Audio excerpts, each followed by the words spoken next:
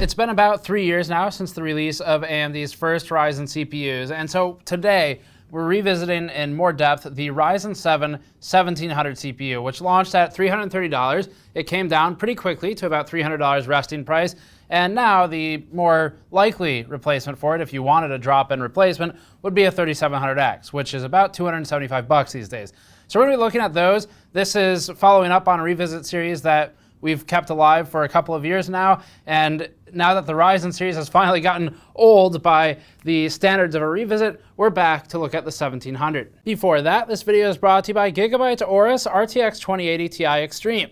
The RTX 2080 Ti Extreme is built with a triple axial cooling solution and ready for anyone interested in intermediate GPU overclocking, although it's also up for gaming out of the box. The Gigabyte 2080 Ti can reach the higher performance range required to play games at frame rates at and beyond 144 FPS, coupled particularly well with games like Call of Duty Warzone, Rainbow Six Siege, and other competitive FPSs. Gigabyte's Extreme is built to be a looker for system builders going for extra visual flair. Learn more at the link in the description below. So for starters, the Ryzen 7 1700 is an 8-core 16-thread part, but it's had among the lowest of the clocks for AMD's Ryzen series. So that had a pretty big impact on its performance overall. But it was also one of the CPUs where it was in the era of, you're really, if you buy the X version, you're just paying for something you could do manually through BIOS. And overclocking a 1700 to 3.9 to, if you're really lucky, 4.1 gigahertz was not too hard. Ours, we could kind of do 4.0 sometimes, but ultimately it was most stable at 3.9 gigahertz all core. So we've got numbers here today with that OC applied as well. And that was when, too, doing an all-core only overclock on Ryzen had a pretty big impact on performance. Whereas now, if you want a performance improvement, you really need to start playing around with things like Infinity Fabric and memory tuning. In our review of the Ryzen 7 1700 when it came out, we called it Ryzen's champion, saying that it was the best part. It was the one that made the most sense in the Ryzen 7 family. The 1800X, we said, and this really pissed a lot of people off, but we said it was a colossal waste of money. And that turned out to be pretty damn right, because AMD couldn't get rid of those CPUs for its life. It had to drop the prices to basically 1700 pricing. And that's because the 1800X, you weren't getting more cores or anything like that. You weren't getting more cache. You were getting nothing for that CPU. The 1700 was really where it was at, because for that one, you could spend $300, $330, and with a simple 5-minute overclock, you're at least the 1700X levels of performance. And with maybe a 10-minute overclock, you're at 1800X levels of performance. So 1800X at $500 was a massive waste of money, and that CPU didn't age very well in value. Now, the 1700 was really good for value because, again, $300 part that competed directly with the 7700K in things like production applications, but fell behind significantly still in a lot of gaming workloads. So this was before AMD's architectural improvements, where they slowly worked towards, over the last 3 years, a situation of where they were good enough for gaming and pretty damn close to a lot of Intel's parts. That's changed a little bit with the 10.6 launch, but back with the 1700 and the first gen of Ryzen, it wasn't quite as close. You were very clearly kind of going one way or the other. You're doing more production work, you buy Ryzen. You're doing more gaming, you buy Intel. And now it's come to the middle a bit more and gotten more muddy as to which direction you should go with the purchase. And you can check all of our reviews for more individual detail on what makes sense when, for more information on that. But let's get into the benchmarks for today. We're running a 3.9 all-core OC, no memory tuning or anything like that. We don't do that for our standard OCs. That's just for one-off pieces. And 3.9 all-core still got you a pretty big bump in performance.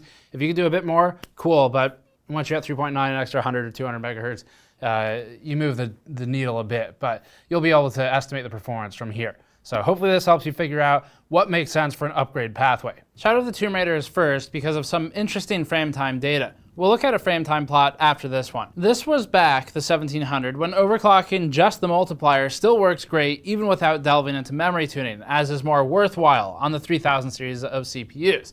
The R7 1700 stock performance plotted 112 FPS average, with lows proportionally behind as compared to the rest of the CPUs on the chart. The overclock boosted us to 123 FPS, a gain of 9.7%, ranking the OC 1700 between the two 1600 AF results, next to the 3100 OC result, and behind the R3 3300X, which leads the 1700 OC result by 11%. The 3700X upgrade pathway would boost significantly, up to 149 FPS average, with lows also improved meaningfully to 106 1% and 91 0.1%, and we'll look at those in a frame time plot in a moment.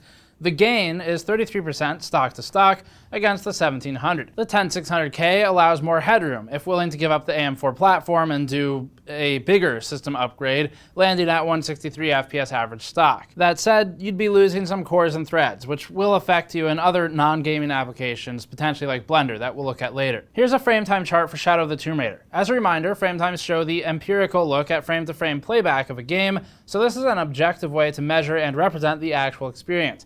Lower is better, with a hypothetical flatline 16.667 milliseconds metric representing 60 FPS constantly. In this example, the 3700X runs lower frame times, as expected from the frame rates we saw, but also has more condensed frame-to-frame variation.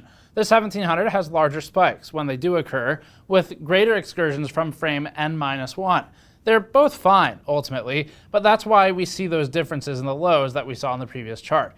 The 3700X runs a much tighter ship. Three Kingdoms campaign testing is next. The 1700 plotted at 88 FPS average baseline, boosting plus 13% from the 3.9 GHz all-core overclock. Again, we sometimes could hold 4.0 GHz on these CPUs back in the day, but this is first-gen silicon, and it wasn't as good as later launches, so that was sometimes unstable. The 1700 stock score has it adjacent to a stock 1200AF, which, remember, is actually a Zen Plus part, with a Zen 1 name, so it's a better and newer architecture. The 1700 is also just behind the R3 3100 $100 CPU at 92 FPS average, with lows not appreciably different. Intel's 8700K, from a few months after the 1700, aged better in gaming, still marked as a chart leader, but it was at least $60 more around the time of launch.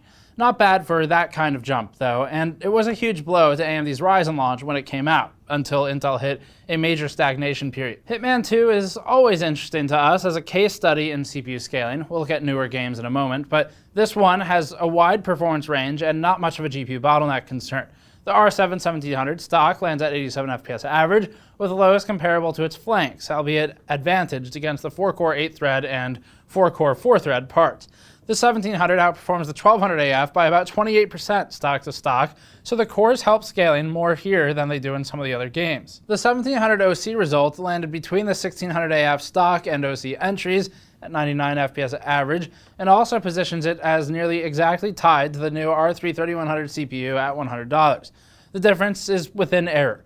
For upgrade pathways, the R7 3700X may make sense if you can keep your existing board especially, allowing a gain of 19% against the 1700 OC, or about 35% against the stock result for the 1700. Overclocking the 3700X core doesn't do much in these games, so we didn't include that number on the charts. You really need to do some Infinity Fabric and memory tuning to have a meaningful gain with these newer CPUs, which is fine, just be prepared to do a bit more work. The 10600K is another good option for someone purely gaming focused, although it feels sort of bad to go 6-core 12-thread if you use those lost threads for anything at all, like again, Blender or tile-based renderer. F1 2019 is next, plotted first at 1080p and then at 1440p to show a performance imposition from the GPU. The 1700 stock CPU ran at 175 FPS average, marking it as just behind the 1600AF and the R3 3100. The R3 3300X jumps 36% against the 1700 to 238 FPS average, benefiting from consolidated cache onto a single CCX, while a 1700 OC permits gains of 12% against stock. That's comparable to the previous two games. The R7 3700X would offer an upgrade path, benefiting from at least an uplift of 36% in a CPU-constrained scenario for this title. The 10600K stock would further boost that to 48% gained versus the stock 1700, although it's obviously not a socketable, just a drop-in CPU upgrade, so that is more or less a new system build. Here's the 1440p chart. This one crushes some of the results down, but the 1700 is almost entirely unaffected. It's not fast enough to run into the newly imposed GPU limitation on the higher-end results that we see at the top of the chart. The 10600K, 10900K, and 3700X all grew closer together, with minimal differences among them now that the GPU limitation is limiting the frame rate. If you expect to be at least partially GPU bound, like here, the 3700X or 10600K would drop to a gain of 24% stock to stock versus the 1700. rather than 36% and 48% results in the CPU bound scenario. For a new game, let's look at Red Dead Redemption 2 at medium settings. This game imposes a GPU limitation at the high end of frame rate, and with high graphics, it shows almost zero difference between the parts. At medium, we can get sort of a difference, but it still gets crushed a bit at the top. The R7 1700 runs at 96 FPS average stock, which has it about tied with the AMD R3 3100 and the Intel i3 10100 CPU with 2666 MHz RAM, which was tested as such because the B&H motherboards will be limited to that frequency. The 1700 OC gets to a point where it's just behind the 3300X stock and OC results, which are within error of each other, by the way, at 114 FPS average. The 10600K leads by 34% stock to OC of the 1700, and to see the higher end Ryzen CPUs, we need to look at the more GPU bound high test results that we have, where we've run more CPUs through this particular game. Remember that we added medium to our Red Dead testing at the announcement of this methodology, so medium isn't fully executed yet. At high settings, the 1700 is mostly in the same spot. It was below the GPU bottleneck anyway, so we're still bound by the CPU. The results do get crushed together, as expected, and so the 3700 stock leads the 1700 stock by 18%, or the 104 FPS OC result by just 6%. The 10600K stock and OC results are obviously against the GPU limit alongside the 9900K, and the 8700K is about in the same place. Although CPU choice obviously matters, this 1080p high reminder shows us that, at some level, the biggest upgrade might actually be your GPU. It all depends on if you're going for ultra-high frame rates for competitive titles, or if you prefer higher graphics settings instead. As a final comparative point, the 1700 stock CPU is interestingly about equal with the 10100 with 2666 MHz RAM, or the R3 3100 with the same RAM as the 1700. It's the frequency of the CPU that's holding us back the most. The Division 2 is next for another game to look at. The R7 1700 stock result is 147 FPS average with lows at 90 and 74 FPS, 1% and 0.1%. That lands the 1700 stock result at about the level of the R3 3100 stock, once again, but significantly ahead of the 4-core, 4-thread CPUs beneath it. The R7 3700X isn't yet on this one, but it'd be capped at the same 185 FPS average frame rate anyway as the other AMD CPUs present. With an R7 3700X or an R5 3600, or even an R3 3300X, you could expect about a 26% increase from stock 1700, or about 12% versus overclocked at 3.9 GHz. The 10600K would max out the gains to 37% at 202 FPS average versus 146.7 FPS average stock to stock. The top Intel results are GPU bound, so we can't see a difference between them. We'll also look at GTA 5, which remains on our list for being a top 10 Steam game. The R7 1700 stock result is 77 FPS average, with an overclock boosting it to 14.7% to 88 FPS average. The stock 1700 is therefore between the 1600 AF and 1200 AF because this game cares more about clocks and IPC than cores, and the overclocked result is about the same as the 3100 stock result. The 3700X and 3900X both would offer an uplift of about 42% plus or minus a little bit, with the 10600K jaunting a couple percentage points further. Our production benchmarks are next, which should be interesting for giving a better look at core and thread scaling over the years, as opposed to the weaker frequency scaling that we've seen thus far. In the Blender Monkey Heads render, which is one of our custom-made scenes to stress CPUs, the AMD R7 1700 stock CPU required 21.5 minutes to complete the render. Overclocking it to 3.9 GHz provided a time reduction of 15.3%, which means that the Intel i5 10600K stock CPU lands right between those two results. Although the 10600K would be an upgrade for gaming, it's more of a side grade for this workload. The OC to OC results of the 10600K versus the 1700 has them, again, close enough that it'd be crazy to buy a new motherboard and CPU just for a 6.6% time reduction. But obviously, the gaming improvement is significant for the 10600K. You'd really want to have that as the primary reason for a move to Intel from AM4 if you were going to make a change. Versus other AMD CPUs, the 3700X offers a significant time reduction of 35% against the stock 1700, or still 24% for the stock 3700X versus the overclocked 1700. That's a worthwhile upgrade for anyone doing this type of work regularly. The GN logo render with Blender is next. This one changes the stack a little bit, but not too much for the 1700. The 1700 stock completes this render in 26.1 minutes, ranking it again between the two 1600 AF results.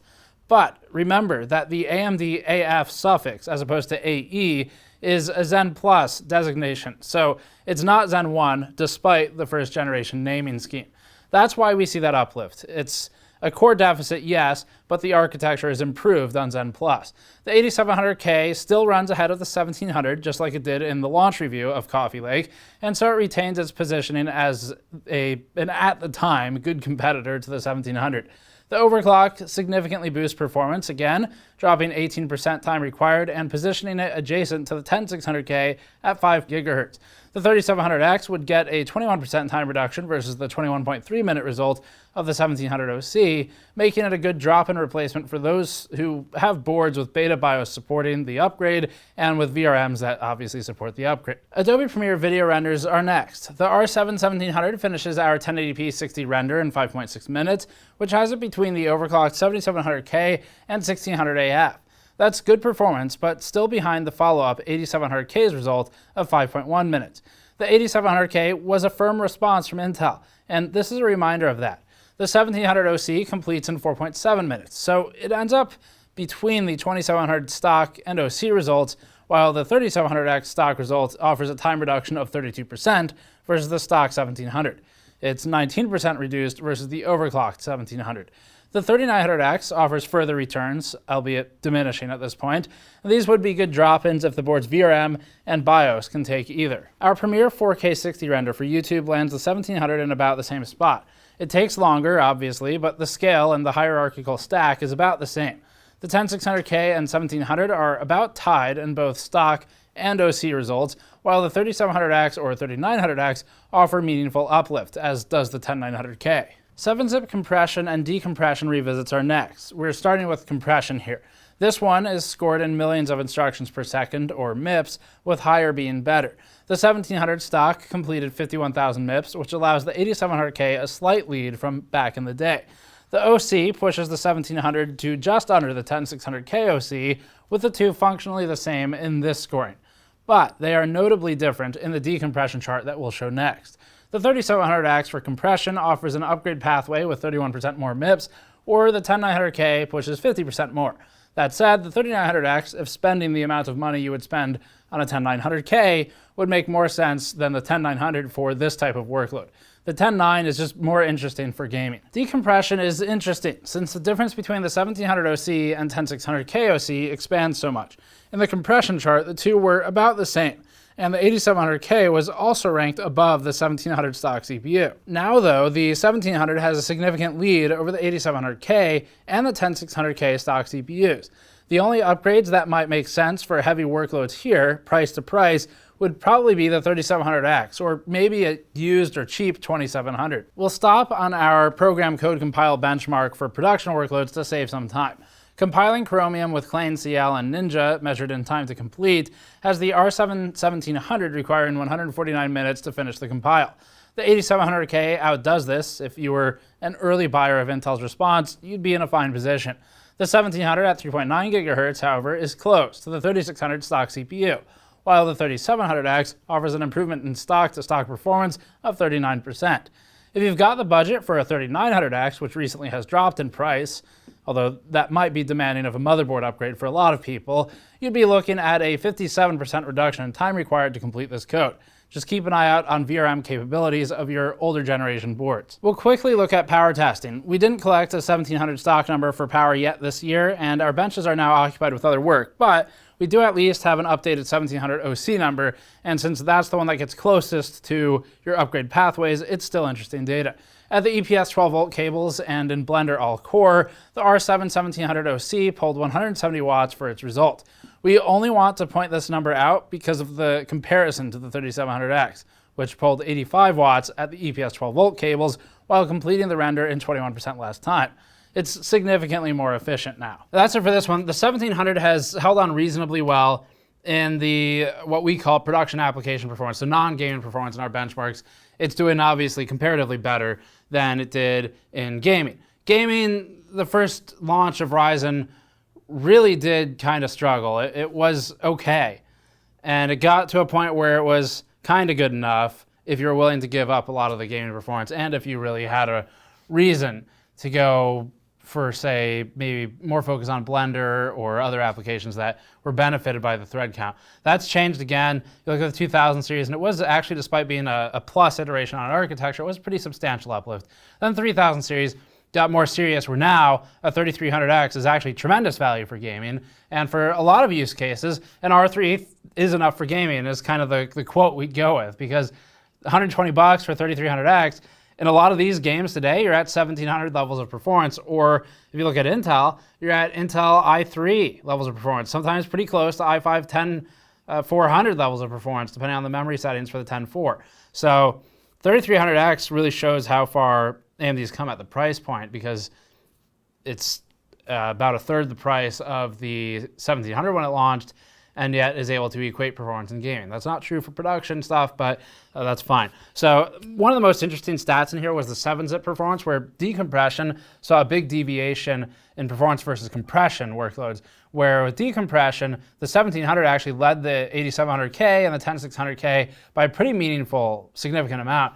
But in compression, they were mostly identical, depending on which set of stock and overclock you're looking at. So that was one of the more interesting numbers that we saw, that we didn't do that type of testing back 3 years ago when we did our original review. So the 1700 is still a pretty good CPU. It's fine. And we liked it when it came out. It was the first time we could really start recommending AMD. So the 1800X didn't do anything for us, but the 1700 was the one that we ended up recommending a lot for various types of builds like streaming and gaming, for example, as one of the more popular ones, up until the 8700K came out, when Intel really came back strong with some counter to AMD's Ryzen. But Intel lost that grip up until now, really, with the 10 series after the 8700K. That was kind of their one shot, and then they didn't have much left in the tank to come back and fight AMD for another couple of years. So that's it for this one. Hopefully this helps with making some selections. The 3700X, if you can do a drop-in replacement at $270, means you're probably spending a little less than you did on the 1700 originally, but in some instances you're getting something like 30% performance uplift, and it can be a bit more or a bit less depending on where the GPU bottlenecking is in games. And production applications, it scales based on the application and how much it likes thread count. So 3700X, if you can do drop-in, is a good choice. Otherwise, you start looking at concerns of motherboards. So 3900X dropped in price a lot. It might actually be a feasible purchase. Obviously, big uplift in non-gaming applications. In gaming, it doesn't really matter that much, versus the 3700, you're about the same level of performance. So non-gaming, you might want a 39. But for something like that, when you're increasing core count, you need to look at some maybe Buildzoid coverage or some of our coverage about motherboard VRM capabilities, because now you're increasing the VRM power requirements, and it might not be capable of handling a 39. So just be careful about that. Otherwise, go check your motherboard vendor's BIOS page and see if they have a beta BIOS for 3000 series support. If they do, you're good to go. If not, do some research. You might have to buy a 2000 series, or you might have to buy a different motherboard, at which point it's worth considering Intel's new options as well, because then you're building a whole new computer. So that's it for this one. Thanks for watching. Subscribe for more. As always, you can go to store.gamersnexus.net to help us out directly, or patreon.com/gamersnexus, and we'll see you all next time.